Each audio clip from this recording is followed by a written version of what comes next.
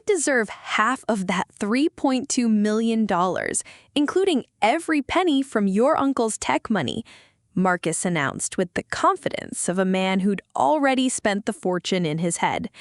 His voice carried across the Austin courtroom like he was announcing his latest Instagram success story. My name is Priya Sharma, and I was about to destroy my husband's plan with a single envelope. Marcus sat across from me looking like he'd already won the lottery, his designer athletic wear perfectly coordinated, blonde hair styled for the cameras he was sure would follow. The same man who used to bring me coffee and tell me he loved my mind, not my money. 4 years of marriage, and it had all been one long con. Your Honor, his attorney, James Mitchell, continued, my client sacrificed his fitness career to support Mrs. Sharma's business. He deserves half of all assets, including the substantial inheritance she received from her uncle's tech inventions. I watched the courtroom lean forward. This was Austin's hottest gossip, the tech CEO versus fitness influencer divorce that everyone was talking about. Judge Patricia Williams, a woman who'd seen every scheme in her 20 years on the bench, reviewed the paperwork with the expression of someone about to watch a train wreck.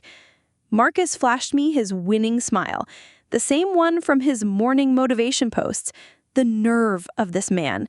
This was my moment. Mrs. Sharma, Judge Williams addressed me directly. Do you have any response to these claims? I stood up, my heart pounding, but my resolve unshakable. Your Honor, there's something the court needs to see before we talk about dividing money that was never his to begin with. Looking back, the red flags were everywhere. Marcus swept me off my feet right after I lost my uncle Rajesh, the man who raised me after my parents died. I was 41, running my software company with success but no time for love, still grieving when Marcus appeared at a tech conference in Austin. He was giving a talk on peak performance for entrepreneurs, charming and seemingly interested in my work. You're brilliant, he'd say. Watching me work late into the night, I've never met anyone who thinks like you do. I thought he was impressed by my intelligence. Now I know he was calculating my net worth. Our romance moved fast. Expensive dinners, trips to the hill country, lavish dates that should have raised questions. Marcus sold supplements, but somehow had money for everything. I invest in people I care about, he'd say. My social media pays well. I was flattered, not realizing I was looking at his business plan. When he proposed after 8 months, I was hesitant. Uncle Rajesh had warned me about people who rush. But Marcus was persistent. Life's too short to wait. I know what I want, you. The proposal was perfect. Dinner overlooking Lake Travis, string quartet, a ring that cost more than he claimed to make in a year. My lawyer, Maria Gonzalez, insisted on a prenup. Any successful business owner needs protection, she explained. It's practical, not romantic. Your uncle built something valuable that'll come to you someday. I felt awkward bringing it up, worried Marcus would think I didn't trust him. But his reaction surprised me. He laughed it off like it was nothing. Of course, babe, whatever makes you comfortable. I'm not marrying you for money, I'm marrying you for you. He signed without reading a word. Love doesn't need fine print, he joked, scribbling his signature. Just a romantic formality with legal jargon. Maria had been thorough, protecting my existing business and any future inheritance. Your uncle's inventions will eventually be yours, she reminded me. This keeps it in your family where it belongs. I thought she was being overly cautious. Now I realize she saved my life. 18 months into marriage, I got the call that changed everything. Uncle Rajesh had a massive heart attack in his home office, the same office where he'd taught me to code as a teenager. He left me everything: his house, his investments, his rare computer books, and most importantly, his tech inventions worth $3.2 million. Uncle Rajesh had lived modestly, while his innovations quietly generated massive income from major companies. The inheritance transformed my world overnight. Marcus's reaction was telling. though I missed it then. His eyes literally lit up when I told him. $3.2 million? He repeated like he couldn't believe it. Priya, we're rich. We're actually rich. That "we're" should have been my first clue. Everything changed after that. Marcus quit his job within 6 months, claiming he wanted to support my success. What he actually did was spend my money like his personal bank account. He bought a Tesla for networking. He invested $45,000 in a friend's fitness app that crashed and burned. He joined Austin's most expensive country club, booked trips to Cabo, started dressing like old money. Every time I questioned a purchase, he'd remind me we were partners, and couples should trust each other. "I'm building our brand," he'd say. "Success attracts success. This is how influence works." The breaking point came 6 months ago, when I discovered Marcus had been telling people at the country club that the inheritance was our family money. He introduced himself as a tech investor, conveniently forgetting that every dollar came from my uncle's life work. When I confronted him, Marcus turned cruel.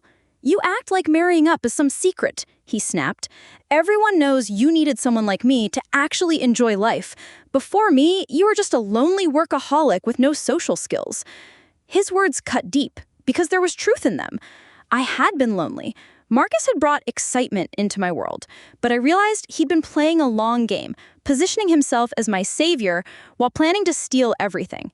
Standing in that courtroom, I was ready to end Marcus's scheme once and for all. I reached into my purse and pulled out the manila envelope Maria had prepared.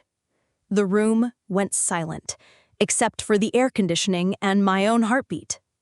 Marcus's confident expression flickered like a broken screen as he watched me approach the judge.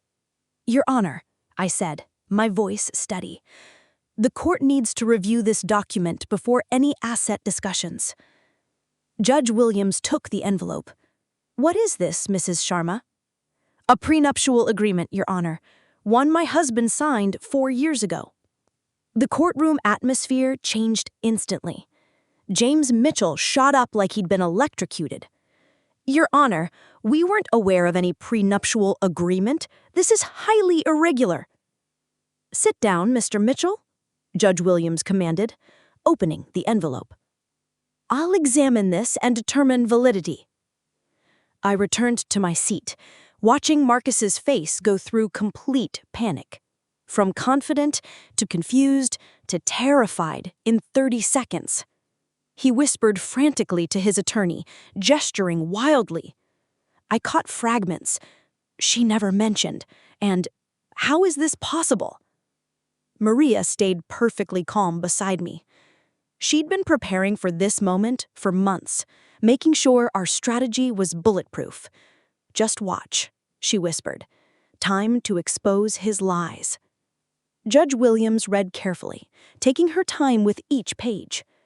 The document was comprehensive. Maria had made sure of that. It covered which assets stayed separate, which debts remained individual, and most importantly, how any future inheritance would be handled. "This appears to be a properly executed prenuptial agreement," Judge Williams announced. "Dated December 15th, 2020, witnessed by 2 notaries, signed by both parties." James Mitchell looked like he wanted to disappear. He'd filed this case without basic research, assuming, like Marcus, that this was a simple money grab. "Your Honor," Marcus suddenly stood, his voice cracking. "I need to see that document. I don't remember signing anything like that." Judge Williams raised an eyebrow. "Mr. Thompson, remain seated and let your attorney handle this." But Marcus was in full panic mode now, his confidence crumbling like a house of cards. "Priya, what is this? You never told me this was some kind of trap." "Mr. Thompson," Judge Williams' voice cut like ice, "you will be silent or face contempt. Your attorney may review the document through proper channels." James approached the bench reluctantly. I watched his face go pale with each page. He returned to whisper urgently with Marcus, who was shaking his head in disbelief. The courtroom was fully engaged now, sensing drama.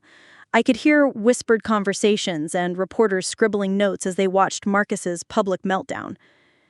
Your Honor, James finally addressed the court, his earlier confidence gone. My client requests time to review these documents thoroughly. Judge Williams checked her watch. Mr. Mitchell, did you not investigate potential prenuptial agreements before filing your claims?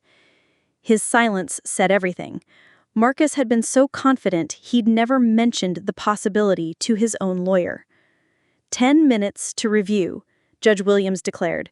But I should warn you, this appears to be a binding agreement that significantly impacts your client's claims. During the break, I watched Marcus and his attorney in intense conversation by the windows. Marcus's gestures grew more desperate as James explained what the prenup meant. Even from across the room, I could see the exact moment Marcus realized his plan had backfired completely. Maria used the time to prepare for what she knew would be Marcus's desperate attempts to challenge the agreement. He'll claim you tricked him, she predicted. Men like Marcus always blame everyone else when their schemes fall apart. She was right. When court resumed, James launched into a desperate argument. Your Honor, my client believes he was deceived about this document. Mrs. Sharma presented it as a romantic formality, not a comprehensive asset protection agreement. Judge Williams looked unimpressed. Mr. Mitchell, are you claiming your client signed a legal document without reading it? Your Honor, my client trusted his wife to be honest about the document's implications. I had to bite my tongue. Marcus had always prided himself on being a savvy entrepreneur who could read people. Now his attorney was arguing he was too trusting to understand a contract. This document is clearly labeled prenuptial agreement. It includes warnings about seeking independent counsel. Did your client waive that right? James shuffled his papers nervously. Yes, Your Honor, my client waived independent counsel. And this was notarized with your client present and confirming his identity. Yes, Your Honor. Judge Williams turned to Marcus directly. Mr. Thompson, when you signed this document, were you forced under any duress or coercion? Marcus's face was red with embarrassment and anger. No, Your Honor, but I thought it was just paperwork. Priya made it sound like it didn't matter. Did you read the document before signing? The question hung in the air like a sword about to drop. Marcus looked around desperately, searching for escape. The silence stretched until it became uncomfortable for everyone. Mr. Thompson, I asked a direct question. I skimmed it, Marcus finally admitted, but Priya said it was just a formality. Judge Williams' expression was pure judicial disapproval. Mr. Thompson, you signed a legal document without reading it after waiving legal counsel, and now you want this court to invalidate it because you didn't take it seriously? Silence. Even the reporters stopped writing, mesmerized by Marcus's public humiliation. I felt satisfaction watching him squirm under the judge's scrutiny. Your Honor, James made one last attempt. Perhaps we could argue the agreement is unconscionable, given the financial disparity. Mr. Mitchell, Judge Williams interrupted, have you reviewed the financial disclosures included with this prenup? James flipped through frantically. There are extensive disclosures here, Your Honor. Indeed. Mrs. Sharma provided complete documentation of her assets, income, and expected inheritance. Your client signed acknowledgments confirming he reviewed and understood everything. This is one of the most thorough prenups I've seen in 20 years. Marcus looked like he was about to be sick. The fitness influencer who had charmed his way through life was finally facing consequences. Judge Williams cleared her throat and began reading from the prenup, her voice carrying clearly through the silent courtroom. Section 4, Paragraph A. All assets owned by either party prior to marriage remain separate property. Section 4, Paragraph B. Any inheritance received during marriage shall be separate property not subject to division upon divorce. Marcus's face went through a rainbow of colors, red to white to green. He gripped his table so hard his knuckles went white. "That can't be legal," he muttered loud enough for people to hear. Section 6 addresses spousal support. Quote, "Neither party shall be entitled to alimony or spousal support regardless of marriage length or income disparity." She looked up. This section was initialed by both parties and witnessed separately. James was frantically taking notes, probably searching for any loophole, but Maria had been too thorough. Every potential challenge had been anticipated and blocked. "Your Honor, if I may address the court." "Proceed, Mrs. Sharma." "When I inherited my uncle's inventions 18 months ago, I consulted my attorney about whether the inheritance was protected. We confirmed it was fully covered under Section 4, Paragraph B. The inheritance has been kept separate and never mixed with marital assets." This was the final nail in Marcus's coffin. Not only was the prenup ironclad, but I'd been scrupulously careful about keeping everything separate. Judge Williams nodded approvingly. "Mrs. Sharma, did you use any portion of your inheritance for marital expenses or joint purchases?" "No, Your Honor. I maintained my regular business income for household expenses. The inheritance remained completely separate." Marcus exploded. "That's not true. She bought things for us. She paid for vacations." "Mr. Thompson," Judge Williams' voice was ice cold, "you are out of order. Sit down immediately." But Marcus was beyond reason now. His carefully built facade had completely collapsed. "This is insane. I've been with her for 4 years. I supported her emotionally. I gave up my career." "You quit your job to spend my money," I said quietly, unable to help myself. "Mrs. Sharma," Judge Williams warned, but her tone was almost amused. James was tugging Marcus's jacket, trying to get him to sit and stop making it worse. But Marcus was in full meltdown mode. "He trapped me. He made me think we were partners. He let me believe that money was ours. Mr. Thompson, if you cannot control yourself, I will have the bailiff remove you." The threat of physical removal finally got through. Marcus sat heavily, breathing hard, but the damage was done. Everyone had seen his true character, the greedy, entitled man who married for money, then played victim when his plan failed. Judge Williams reviewed the final pages deliberately. The tension was thick as everyone waited for her ruling. I felt calm satisfaction settling over me. After months of Marcus's lies and manipulation, truth was finally winning. Based on my review of this prenuptial agreement, I am ready to render my decision. Judge Williams removed her reading glasses and looked directly at Marcus with an expression that could freeze fire. "Mr. Thompson, this prenuptial agreement is valid, comprehensive, and legally binding.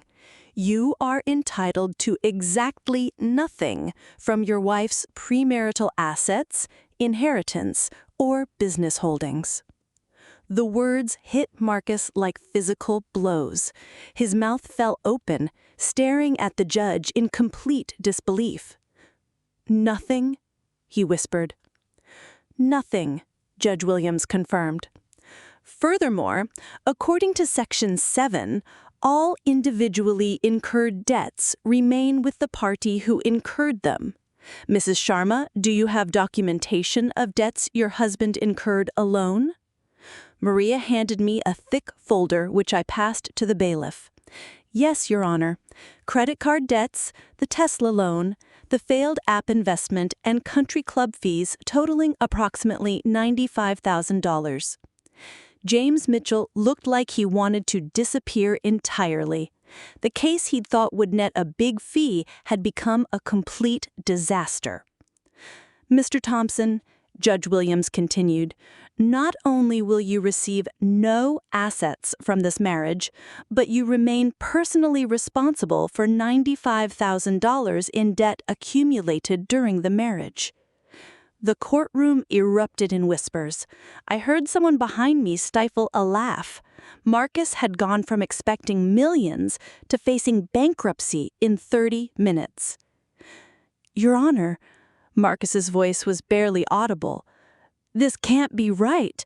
4 years of marriage has to count for something. Judge Williams's smile was a razor sharp. It does count for something, Mr. Thompson. It counts as an expensive lesson in reading legal documents before signing them. The gavel came down with finality that echoed like thunder. The court grants the divorce petition filed by Mrs. Sharma. No assets shall be transferred to Mr. Thompson. All individual debts remain with the party who incurred them. This court is adjourned. Marcus sat in stunned silence as reality hit him. He'd spent 4 years executing what he thought was a brilliant long-term plan, only to discover it had been doomed from day one when he casually signed that prenup without reading it. People filed out, but I stayed seated, watching Marcus's world collapse. James was already packing, eager to escape this professional embarrassment. Reporters approached for comment, but Maria intercepted them efficiently. Priya, Marcus called as I finally stood to leave. We need to talk. This isn't over. I turned to face him one last time. Marcus, it was over the moment you decided to marry me for my uncle's money instead of loving me for who I am. You tried to hack my heart, but you forgot to read the terms and conditions. His face crumpled as the full weight hit him. No inheritance, no assets, crushing debt for years to come. The man who had charmed his way through life had finally met something that couldn't be manipulated. As I walked toward the doors with Maria beside me, I felt lighter than I had in months. The malware had been removed from my life, and Marcus's true program had been exposed for everyone to see.